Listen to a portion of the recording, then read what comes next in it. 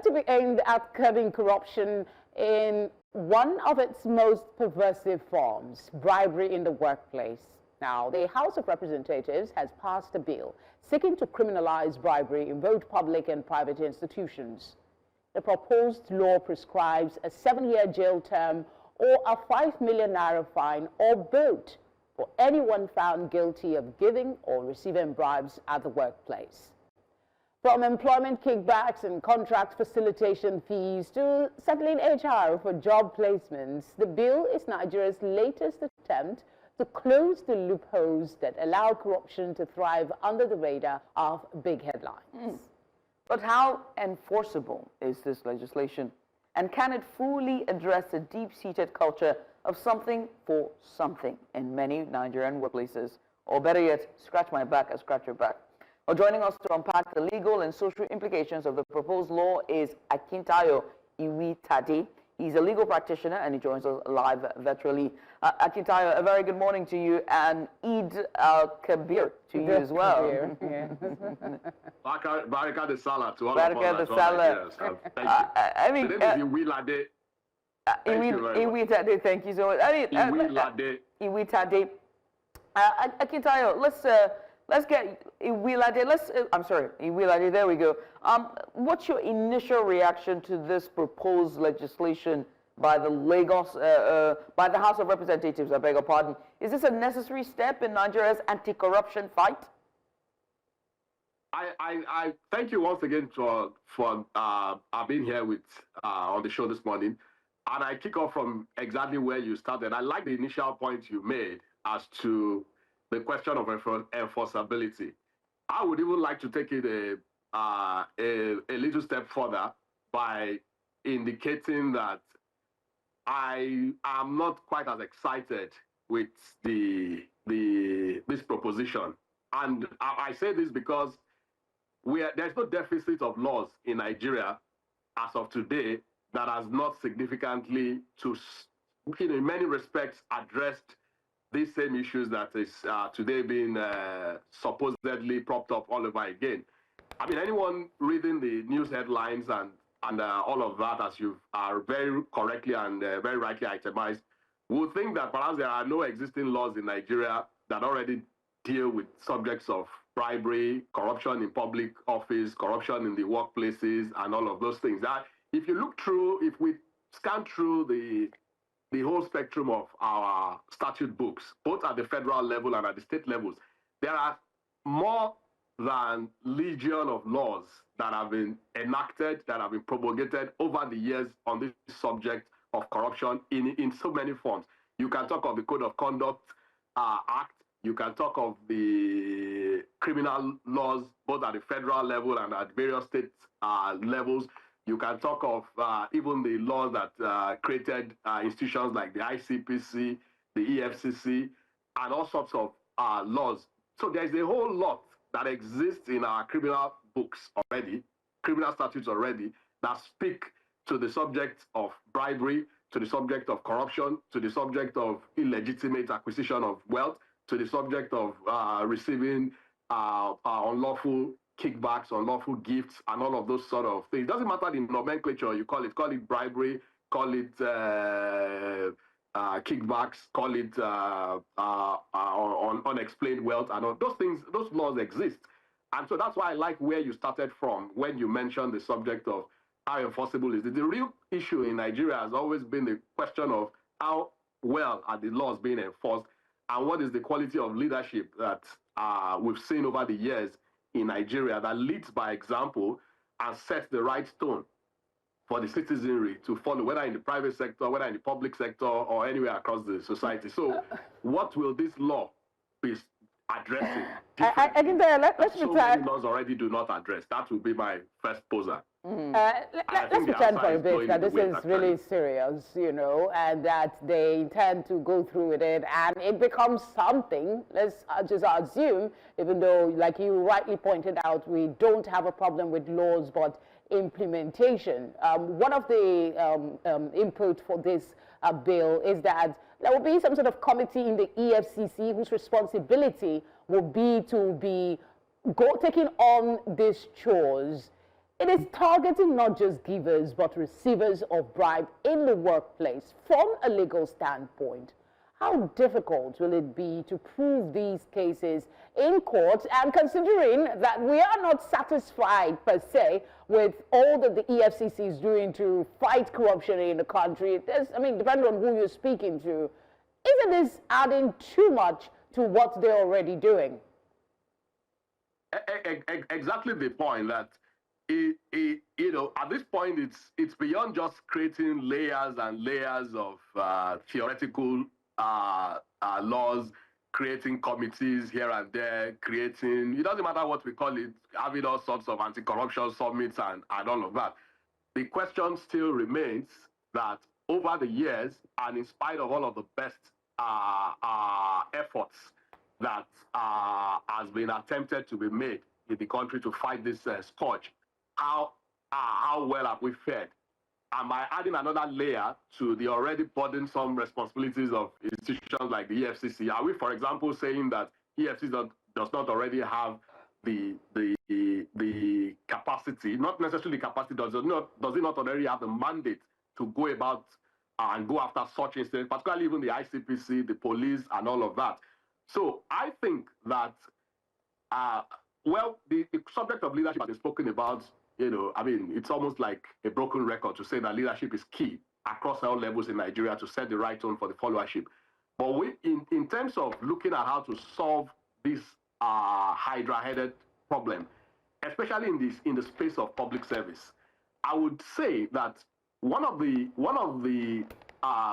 things the legislature probably should begin to think around is how to automate many government services. We know that there is a way that if you automate government services as much as possible, deploying technology, deploying innovation, that ensures that as much as possible, as much as humanly possible, human contact with officials, particularly in public service, because essentially, what do you really, as citizens, what are your engagements with the public services? Maybe you want to get an approval for some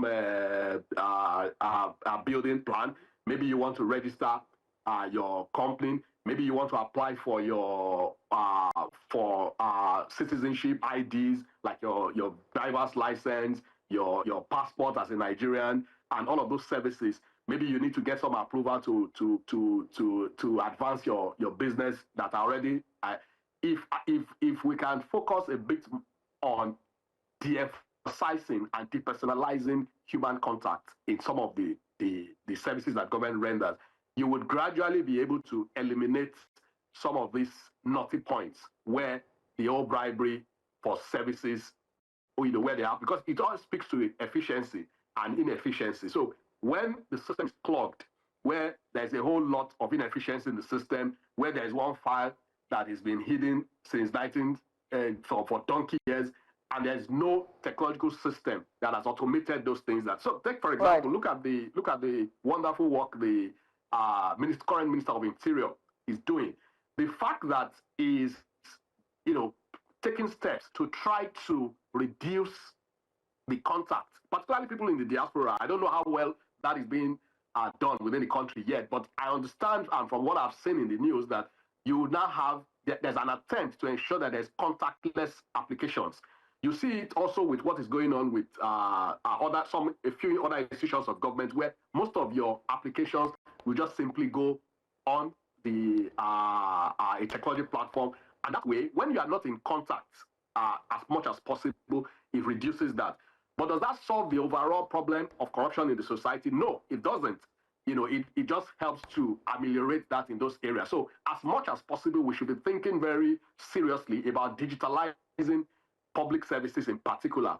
And the private sector too should take a cue from that. And the private sector is already doing a bit of all of that. I'm sure you recall in those days when maybe you want to do a bank transfer, you have to go into the banking hall.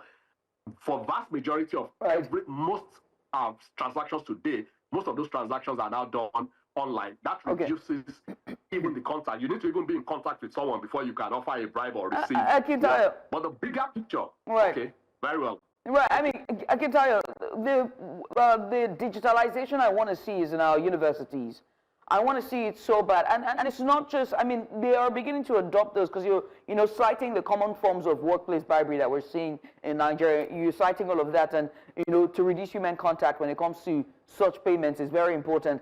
But the universities have been able to do this, but they still need those teachers that you have to take the teller to, and then the teller has to, or rather, take the teller to a receptionist who will now issue you a receipt. But for you to get the receipt, you still have to buy, something from.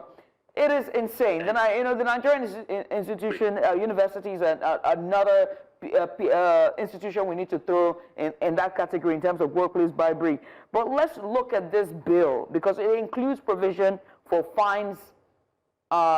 Provision for fines or imprisonment, 7 years imprisonment, right? Do you think that these penalties are strong enough or too strong, to serve as deterrents, or should they even go further?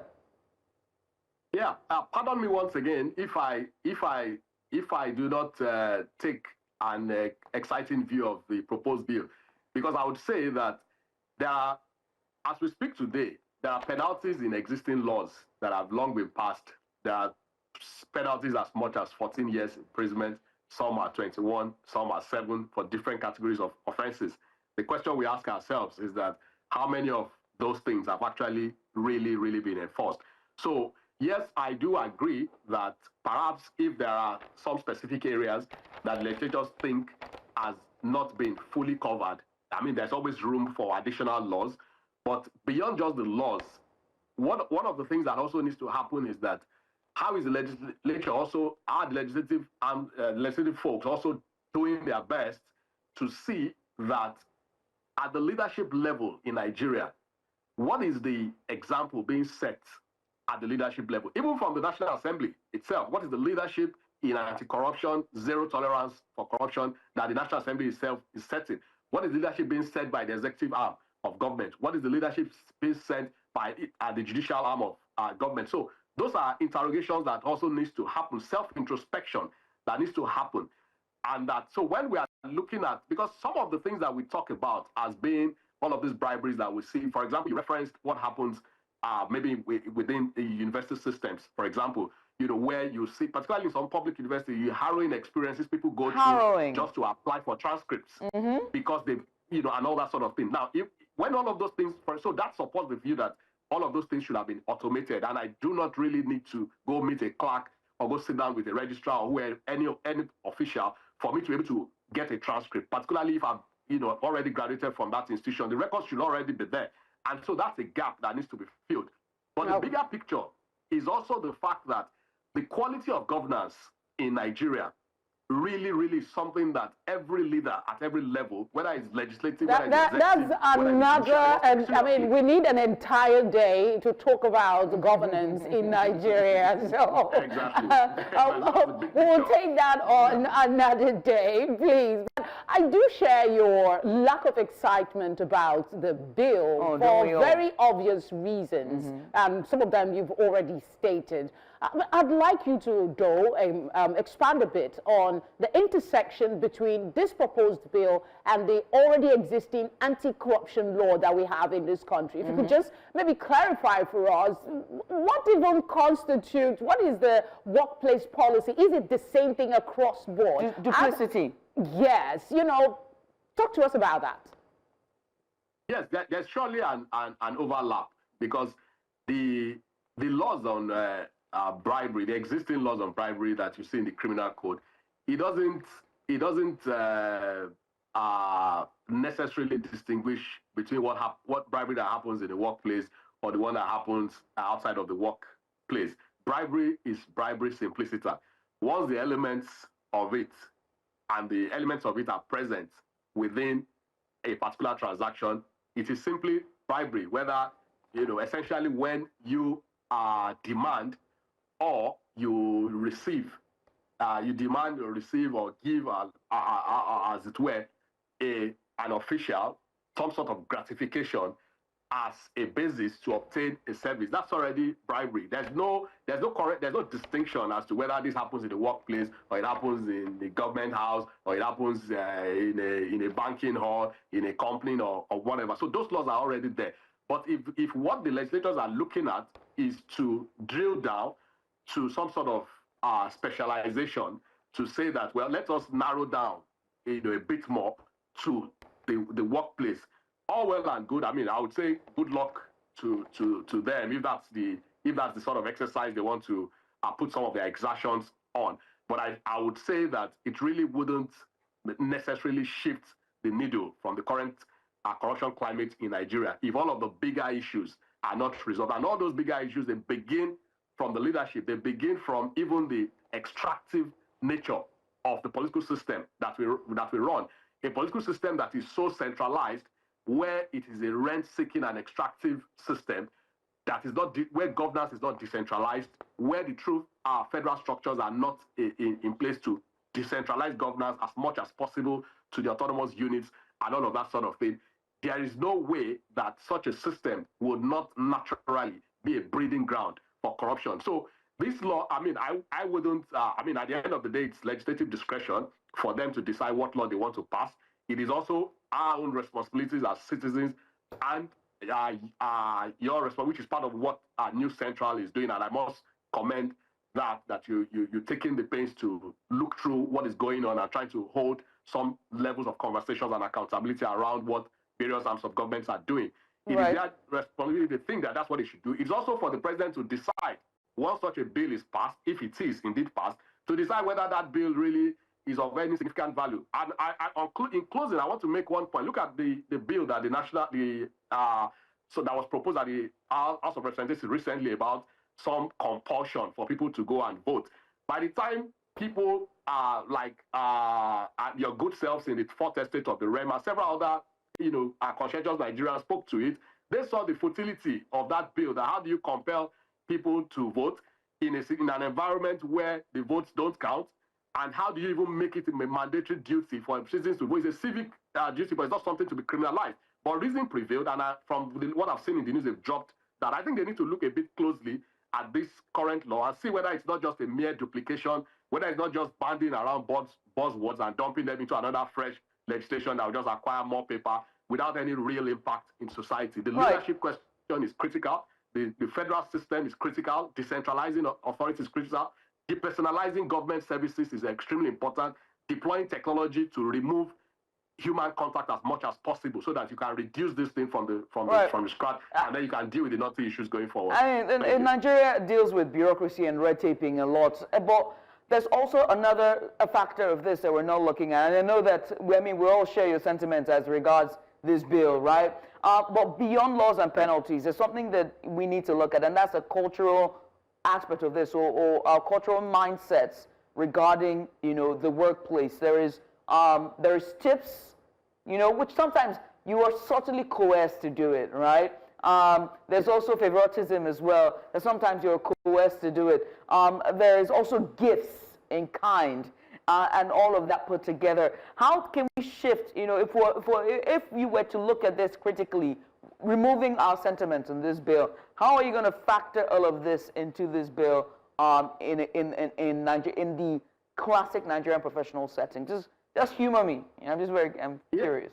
Yes, I think you made the very you hit the right point by referencing some of the cultural norms and all that. I'll just say that generally, culturally, we are not a people who believe, and across all cultures in Nigeria, I mean, we're not the people who believe in unearned status, unearned income, unearned status, and all of those sort of things. Most of what we see that appears to now look at the order of the day, all of these things were not always like this. So we've got to reconcile to this reality that culture itself evolves. So if you see a society where it looks like everything now appears to be things that were hitherto unheard of, now appears to be normalized, we've got to look at where, like the great Chino Achebe would say, that you check where the rain began to beat you. And we've got to look back a bit back into time, that in the era that we call the golden era of Nigeria, especially the early independence years, most of these things were not pervasive things. Most of the things that we see that bedevil the country today, the complete, almost, everyday normalized corruption, All right. the insecurity, and all of I can tell you, we're Yes. out of time for this conversation, but I just want to squeeze this one in, and if you can respond in 40 seconds, that would be great. The proposed bill is relying, in my belief, on whistleblowing. Do we have a history that favors whistleblowers in this country? Because it seems to hinge on the goodwill of people to be bold enough to want to put their lives at risk to report this. Does our history encourage some positive look at this bill? Snitches get snitched or get snipped. Yes, it doesn't. The truth is that if the governance climate in Nigeria, if the people do not feel sufficiently connected, if you do not feel that the leadership in society across all levels are really looking after the best intent of the people, you are not even going to move the needle on the whistleblowing thing. Right. Yes, there is a whistleblowing policy existing. Yes. There is all of that. But to what extent has that been effective? I think the answer is blowing in the wind. It has not been effective, and I don't see how any new law will necessarily change that. The challenge with Nigeria begins first from the leadership question. Once the leadership puts the country on the right path, we'll be surprised at how quickly every follower will also align. After all, we obey the laws when we're out of the country. Right. We obey the laws when we're out. It's about the climate and the system created. So let's create that in Nigeria and see that we are indeed a wonderful people who would align very quickly, depending on the tone that our leader sets. All right. Barrister, I must say thank you for taking out the time to join us. The candle for this conversation has now blown in the wind and the lights are out. Barrister Akintayo Iwitade, he's a legal practitioner, and he brought us a bit of valuable insight as reps are pushing for fines and imprisonment on bribery and corruption in the workplace. Once again, many thanks. We appreciate you for coming on.